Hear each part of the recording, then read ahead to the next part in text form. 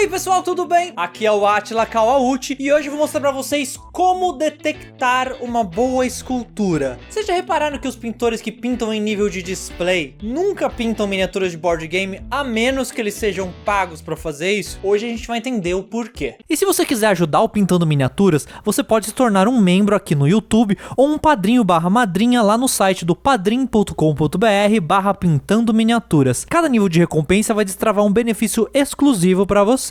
Uma miniatura com uma escultura ruim pode ser um limitador para sua pintura. E hoje eu vou tentar apontar aqui quais características você tem que buscar numa miniatura para descobrir se ela é boa ou ruim. É claro que nesse tema tem muito de opinião envolvida, mas tem alguns pontos objetivos que a gente pode prestar atenção também. Mas se você tiver uma opinião completamente diferente da minha, coloca aí embaixo nos comentários que eu quero saber. Dependendo da escala da miniatura, tem pontos específicos que a gente tem que buscar, então eu vou começar falando de cada escala e no final eu falo dos pontos gerais que servem para qualquer escala. Quando a gente está falando de uma miniatura de escala 35mm ou menor, é interessante a gente buscar características um pouco mais exageradas, como por exemplo a Heroic Scale. Para quem não sabe, a Heroic Scale é aquela escala que aumenta um pouco o tamanho da cabeça, das mãos e dos pés da miniatura. Aliás, a miniatura como um todo era um pouco mais troncuda. Tanto uma miniatura feminina quanto uma masculina, não importa. Ela é mais troncuda e mais larga mesmo, que é para essas características que definem bastante a personalidade e transmitem a emoção da miniatura, como as mãos, a cara e os pés, dependendo da posição do corpo como um todo, seja bem fácil de se notar.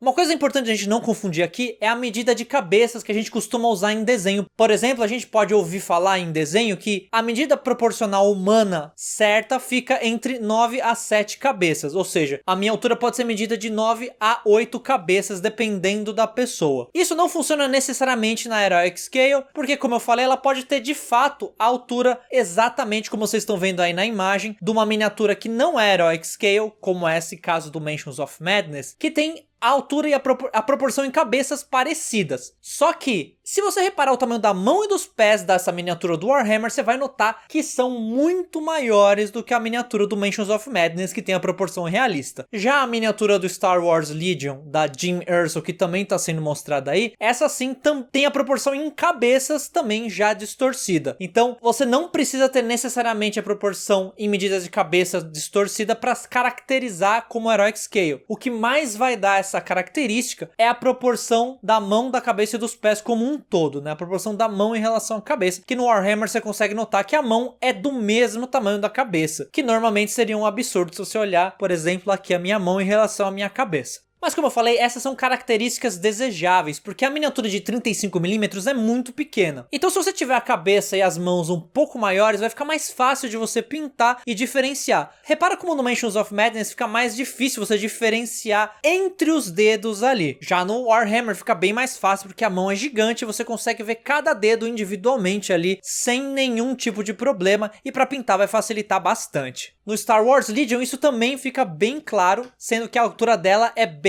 desproporcional se a gente contar numa escala mais realista. É até mais heróica do que o Warhammer a escala do Star Wars Legion, especificamente nessa personagem também. Hoje em dia a maioria dos board games já usa essa escala mais heróica. Por exemplo, o Cthulhu Death May Die, comparado com Mansions of Madness, que tem mais ou menos o mesmo tema, a gente já consegue notar essas proporções, elas são bem diferentes, e a gente consegue notar também o quão melhores as miniaturas do Cthulhu Death May Die são em comparação com as do Mansions of Madness. E também são muito mais fáceis de pintar devido a essa escala mais interessante que foi escolhida para ser feita as miniaturas do Cthulhu Death May Die. Em 54mm, que é um pouco maior, a gente pode ter uma escala heróica ou também uma escala mais próxima da realista, né? Depende da escultura. Mas uma coisa que você tem que observar é o tamanho da cabeça e do rosto do personagem, caso seja uma figura humana, quão pequenos são os olhos, a boca e o nariz da miniatura e o quanto você vai conseguir fazer com que aquilo fique visível e você consiga pintar e definir cada detalhezinho pequeno ali sem virar um borrão. Qual vai ser a sua dificuldade? Porque às vezes existem miniaturas de 54mm que tem a cabeça muito pequena, até menor do que umas de 35mm, se a gente estiver falando de Heroic Scale. Então, dá uma olhada na miniatura quando você estiver observando uma miniatura de 54mm, se ela realmente tem esses detalhes num tamanho razoável para você pintar. Embora eu particularmente, mesmo no 54, eu ainda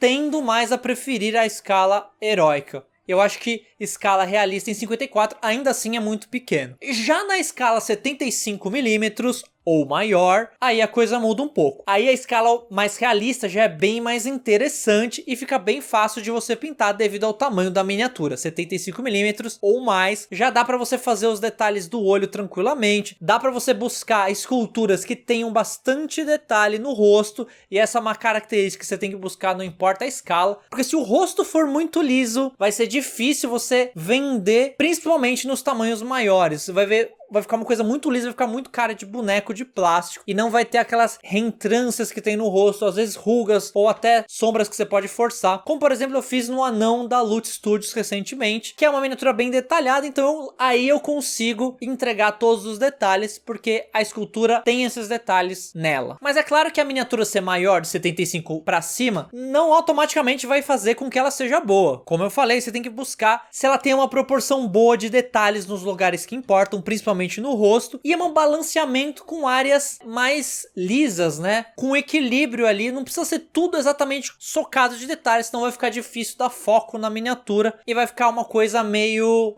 poluída demais. Claro que isso vai bastante de gosto, mas eu acho que, por exemplo, na miniatura da Loot, vocês conseguem notar que, apesar de ser uma miniatura bem detalhada, vocês têm áreas bem lisas como a capa, tem áreas da pele ali, então tem um equilíbrio entre detalhes e não tantos detalhes. Eu gosto disso, eu procuro isso nas miniaturas que eu vou pintar. Uma outra coisa que você tem que ficar bastante atento, e isso serve para qualquer escala, é se a miniatura tiver membros, armas, pedaços de pano ou capa em locais que formem um espaço entre o corpo. Por exemplo, eu tenho o meu braço aqui, e aí tem um espacinho aqui, porque o meu braço tá muito perto, e pra entrar com o pincel aqui, dependendo da escala, vai ser muito difícil, mesmo se ela for maior. Por exemplo, eu pintei uma miniatura do Assassin's Creed, que ele tinha várias camadas de pano, e o espaço entre cada camada de pano, do tecido da roupa dele, era muito pequeno, então foi muito chato de pintar, porque a miniatura não era desmontável. Claro que se for uma miniatura que você pode desmontar, aí tudo bem, você consegue fazer isso, né, tirar as peças e montar depois e ficar tudo bem. No caso dessa, não era assim. E tem muitas miniaturas de board games que também não são assim, porque elas geralmente são uma miniatura simples, single mold, que a gente fala que, ou seja, é uma peça só, não é desmontável. Então, fica muito atento que isso pode definir o nível de dificuldade que você vai ter para pintar a miniatura e pode limitar o seu trabalho também, porque tem certos lugares que você não vai conseguir fazer uma transição perfeita se você não consegue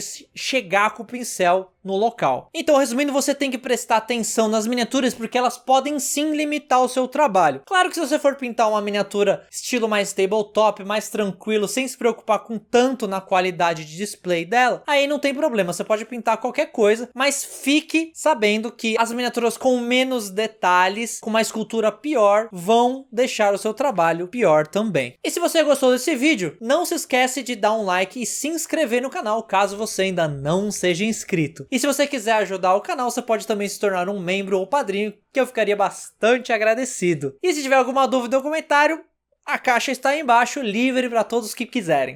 E com isso, eu vou ficando por aqui. Abração e até mais!